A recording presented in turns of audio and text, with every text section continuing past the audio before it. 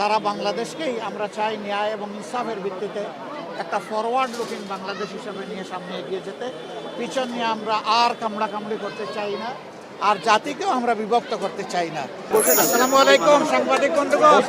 Audio হবে না, আপনি একটু ঘরে নেয় না। হ্যাঁ, ওকে, হ্যাঁ, এরকম থাক, বাস। Thank you. উচ্চ বিদ্যালয়ে এখানে এসেছিলাম। আর রোল মূলত এই বিদ্যালয়টা দেখে গেলাম, শিক্ষা জাতির মেরুদণ্ড। শিক্ষা ঠিক হলে ইনশাল্লাহ জাতি ঠিক হবে। আমরা যদি বেটার এডুকেশন দিতে পারি তাহলে বেটার নেশন আমরা বিল্ড আপ করতে পারবো।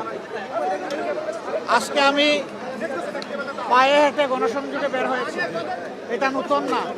আমি এখানে আসি 18 সাল থেকে, আলহামদুলিল্লাহ।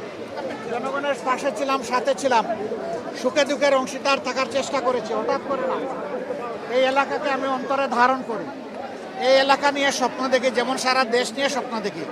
তবে যেহেতু এখানে আমি নির্বাচন করবো, এটাকে নিয়ে আলাদাভাবে স্বপ্ন দেখি এবং এখানকার প্রত্যেকটা সমস্যাকে নিজের মনোজগতে তুলে আনার আমি চেষ্টা করতেছি। আল্লাহ যদি সুযোগ দেন, তার একান্ত মেহরবানিতে এবং জনগণের রায়ে ভোটে, তাহলে আমরা ইনশাআল্লাহ এই এলাকাকে একটা আদর্শ এলাকা হিসেবে গড়ে তোলার চেষ্টা করব। আমার একজন প্রতিদ্বন্দ্বী এখানে আছেন, অনেকেই, একজন বিশেষ প্রতিদ্বন্দ্বী আছেন, তাকে আমি ওয়েলকাম করি।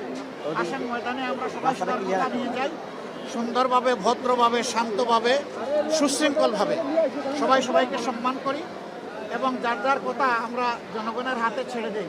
আস্থাটা আমরা জনগণের উপর রাখি, আস্থার ভার নিজের হাতে না নেই। জনগণ যাকে পছন্দ করবে আমরা সবাই মিলে তাকে পছন্দ করব এবং ওয়েলকাম করব ইনশাআল্লাহ। আমরা আশা করি যে সমবেতভাবে এলাকাবাসীকে সাথে নিয়ে আমরা একটা আদর্শ এলাকা গড়তে পারবো।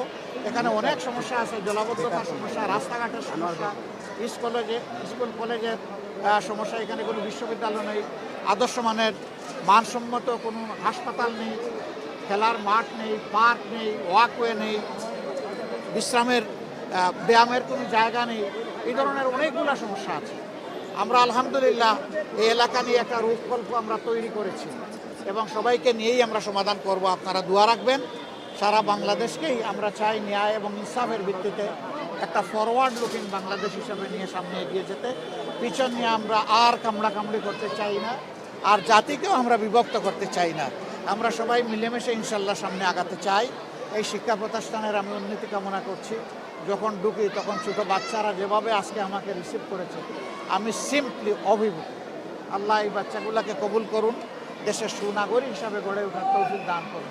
সবাইকে ধন্যবাদ। আসসালামু আলাইকুম। দেখা হবে।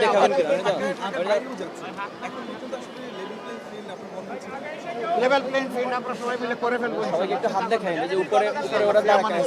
ফি আমানিল্লাহ। দাদুরা তোমরা দোয়া রাখবেন। একটু আমাকে